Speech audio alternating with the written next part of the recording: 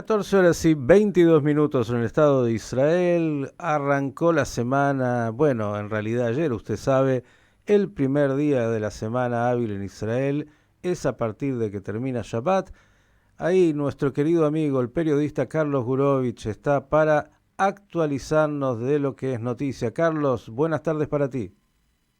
Hola Miki, saludos para vos y toda la audiencia de Radio High. Y bueno, como siempre digo yo, pasan muchas cosas en Israel y nunca uno se aburre. Y si bien la semana pasada en las dos salidas que hicimos, todo estaba bastante inquieto, esta semana que comienza no va a estar menos. Y vamos por, como de costumbre, los tres círculos que hacen a mi interés de comentarles. ¿Te parece? Arrancamos por política interna. Por favor. Ok. Se supone que hoy el Parlamento, la Knesset, va a estar votando en primera instancia la ley de reforma judicial que hace el tema de permitirle a la mayoría parlamentaria votar leyes que luego, si la Corte Suprema decide que son inconstitucionales, le puede hacer pito catalán y llevarlas a la práctica de todas maneras. Y esto ocurre.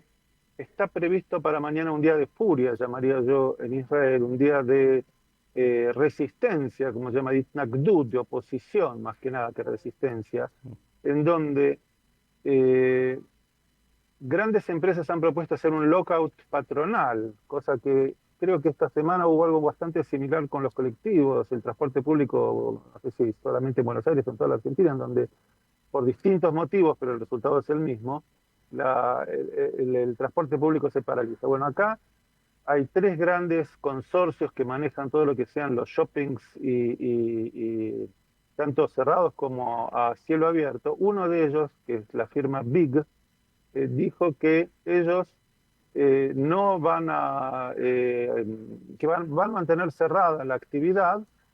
De todas maneras, los locales que quieran abrir puedan hacerlo, pero dándole libertad a los empleados de poder manifestarse sin que esto implique que les descuenten el día de trabajo si es que no se presentan a trabajar. Ese es un ejemplo. El segundo ejemplo, ese es para el mediodía. Para la tarde está previsto una marcha al aeropuerto, que como ya sabemos y lo hemos comentado en otras oportunidades, la pregunta es si es legítimo marchar al aeropuerto e impedir el libre tránsito de la gente. El tema que en Argentina yo sé que se ha naturalizado como lo más común del mundo, que te corten y estés 3, 4 horas esperando que a alguien se le ocurra abrir una rutita. Aquí no funciona así y ya la policía ha anunciado que va a tomar medidas extremas. Todo aquel coche que esté estacionado a más de 30 segundos y no vean bajar un pasajero va a ser acarreado. Todo aquel que se ponga a cruzar la calle como los Beatles más de una vez va a ser detenido. O sea, sin muchas vueltas ni muchos pelos en la lengua, la policía va a actuar y va a impedir que el trastorno, por un lado el derecho de manifestación legítimo, el trastorno que esto genera impida a los pasajeros. Fíjense que estamos en plena temporada de verano y por el aeropuerto pasan entre 80 y 100 mil personas por día, lo que no es poco. Ujú. Y finalmente, para la noche, como corolario de este día de protesta, se harán manifestaciones cerca de las viviendas de los parlamentarios que voten a favor de la ley. Y esto todo cuando en Israel, para que una ley se apruebe, debe pasar 3 veces aprobación en la Knesset, en el Parlamento, y esto es cuando la ley pase la primera vez. Normalmente lo que ocurre es que una vez que pasa la primera vez, vuelve a comisión, en la comisión se redactan correcciones donde más o menos hay acuerdo entre las partes, y luego sube nuevamente al recinto para segunda y tercera votación final. Pero esta vez pareciera ser como que nadie tiene paciencia de absolutamente nada. Preguntas, Carlos, al respecto. Una, ¿qué pasó con la mesa de diálogo supuesta en la casa del presidente Herzog? Y segundo, bueno, las manifestaciones tienen 27 semanas, algo inédito. Yo hoy decía casi seguramente récord Guinness en términos de la continuidad. Ahora, ¿nada de esto afecta a el gobierno y especialmente al primer ministro que había dicho que pondría un compás de espera? Bueno, orden en la sala. El presidente ha vuelto a llamar a las partes a sentarse y retomar el diálogo que había. pero era más bien un diálogo de sordos, donde, digamos, cada uno venía con su postura y los acuerdos que había entre las partes eran mínimos, digamos, no había gran avance. Y por eso cuando se votó la elección para los ministros que deben participar de los que eligen en castellano lo llaman el coso de donde se juntan los ministros para elegir a los jueces.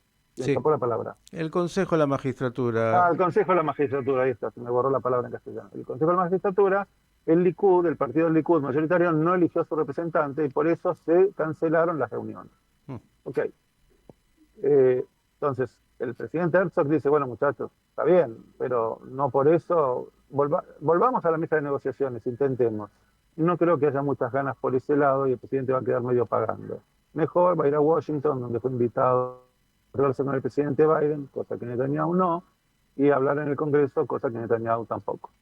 Y con respecto a el segundo punto, si esto afecta de alguna manera, si alguien se da por aludido, hay que entender que Israel está dividida hoy entre dos partes que no concilian absolutamente ningún punto de vista.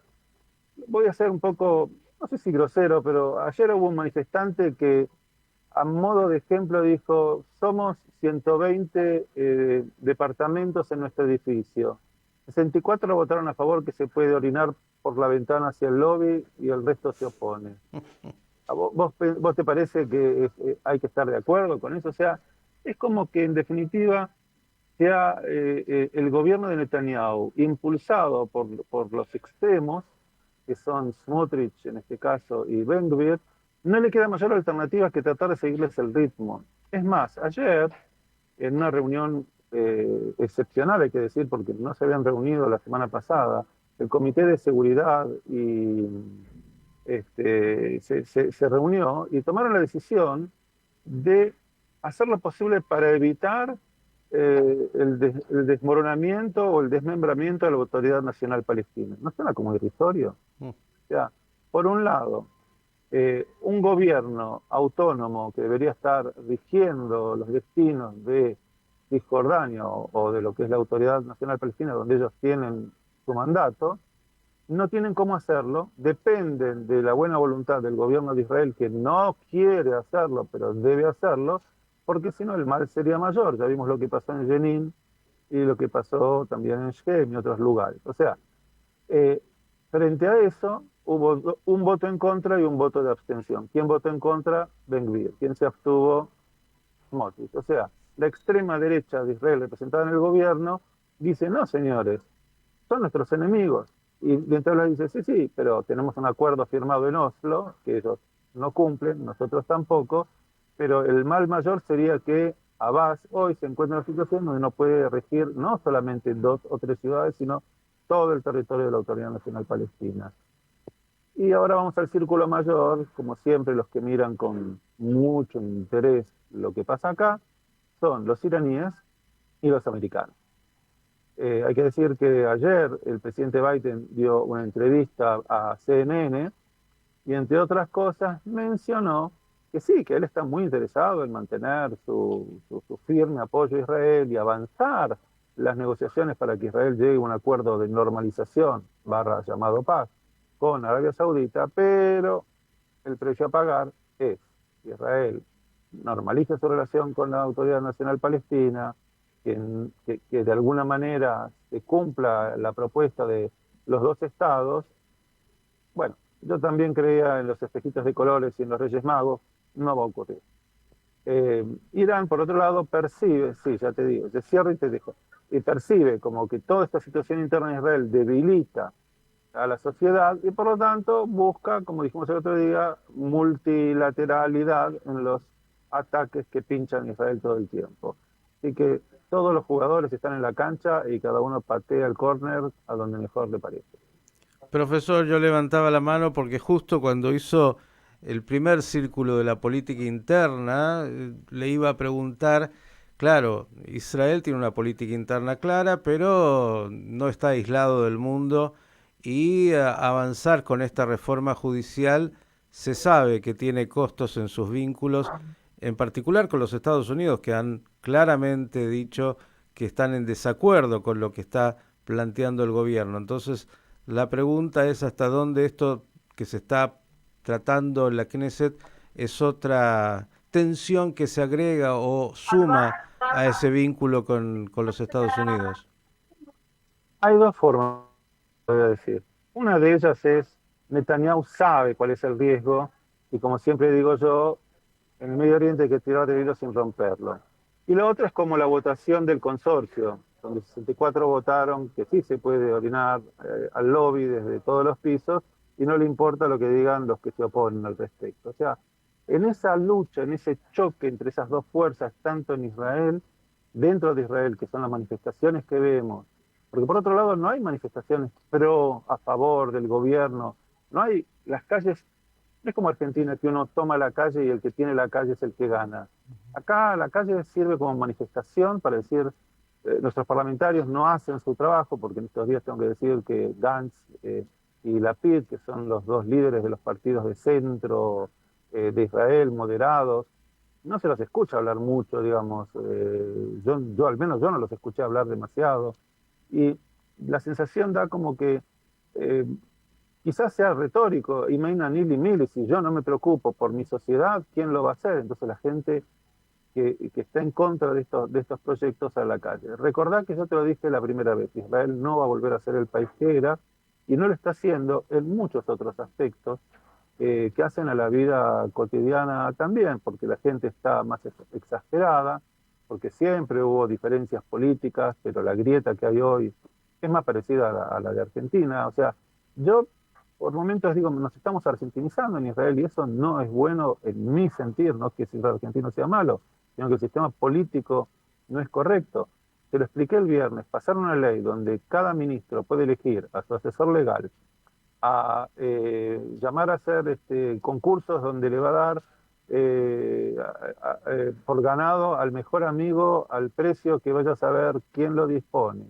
Todos estos síntomas que nosotros percibimos como que están mal en Latinoamérica, que es el favoritismo, el nepotismo, el amiguismo, todas esas cosas que acá había, pero bueno, en una medida que todos podíamos tragar la pastilla sin protestar demasiado, ahora se ha vuelto más bien una pelota de rugby o de básquet de ese tamaño y nadie se la puede tragar. Y los que venimos de países que ya sabemos, nosotros venimos del futuro, digamos, ya sabemos cómo funciona eso, y parece ser que tantos otros han vivido y perciben que esto no va a ser un buen resultado, son los que de alguna manera decimos, miren, ya vimos cómo funciona esto.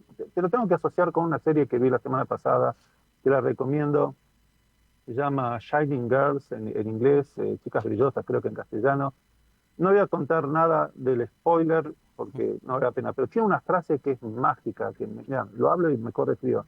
Un personaje le dice al otro, Can you remember your future? ¿Puedes recordar tu futuro? Y pareciera ser como que Israel está viviendo en un futuro donde nosotros, los que venimos de países donde esto ya ha sido visto y conocido, es como que estamos recordando un futuro que queremos olvidar. No quisiera ver un gobierno que da a los amigos para que hagan carreteras que después nunca se hacen. No quisiera ver que nombran a asesores legales que permiten que se pasen leyes que son inconstitucionales. Ya lo vimos eso y no nos gustó, por lo menos a mí no me gustó, quizás a alguien le gusta, pero a mí personalmente, como ciudadano israelí, como periodista, no me gusta. Y no me gusta acá y no me gusta en ningún lado. Así que este fenómeno que vemos en Israel va a seguir dándonos que hablar y no se termina esta semana, tendremos para largo. Querido Carlos, agradecerte en lo que ya se abre como una semana llena de tensión interna en Israel por este avance sobre la ley o la reforma de la ley judicial. Esperemos buenas noticias. Un gran abrazo. Gracias y que tengan ustedes también buena semana.